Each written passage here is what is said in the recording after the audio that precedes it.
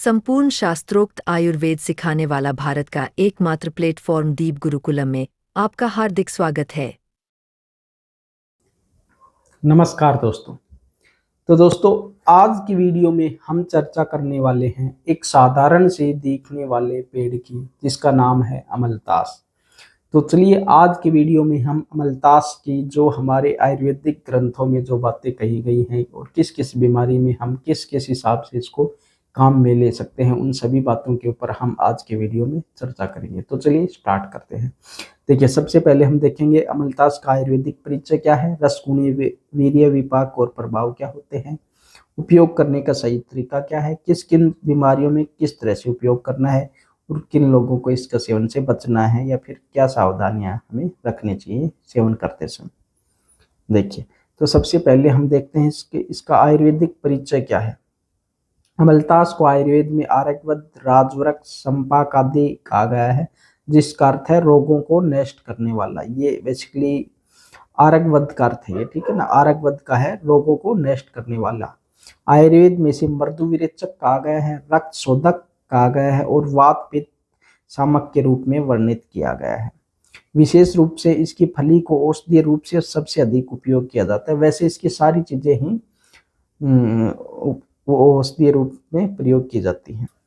आगे हैं इसके रस, गुण, वीर्य, विपाक और प्रभाव क्या है।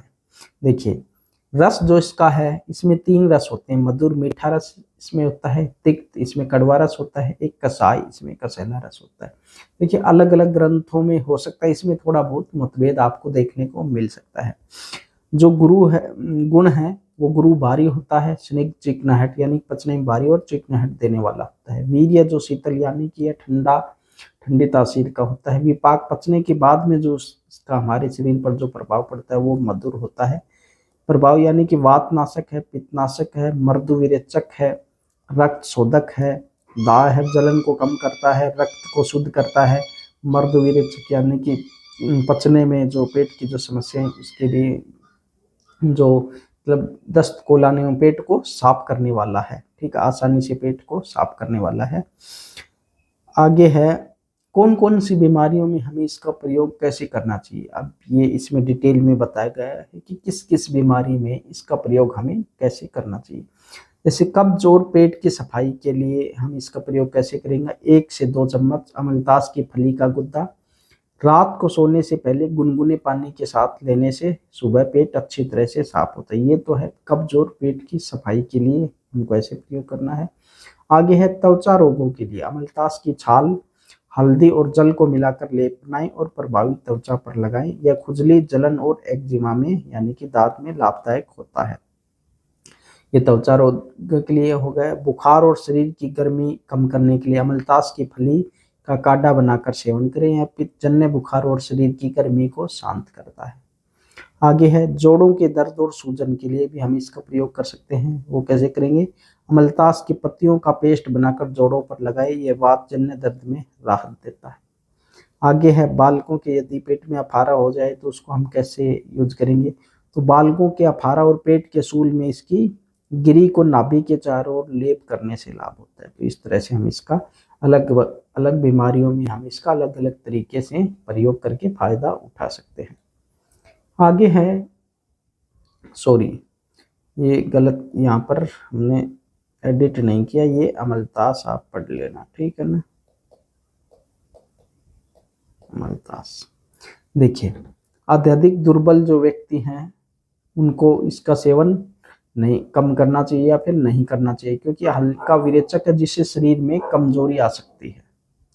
दूसरा है अत्यधिक कफ दोष वाले व्यक्ति, इसके सेवन से कफ दोष थोड़ा बढ़ सकता है, इसलिए इसका सेवन करते समय हमें सावधानियां रखनी होंगी कि ज्यादा सेवन इसका नहीं करें। जिसको कफ की से रिलेटेड समस्याएं हैं उसको इसका ज्यादा सेवन नहीं करना चाहिए। एक है गर्भवती महिलाएं, ध्यान में रखें अधिक सेवन से गर्भाशय पर अधिक बुरा असर पड़ सकता है।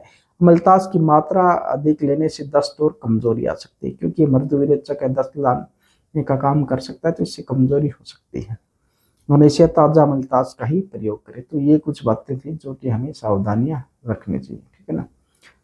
तो दोस्तों इसके अलावा यदि आपका कोई भी क्वेश्चन हो किसी भी बीमारी के विषय में तो आप हमें कमेंट बॉक्स में निसंकोच लिख सकते हैं, उसका आंसर आपको अवश्य हम देने की कोशिश करेंगे।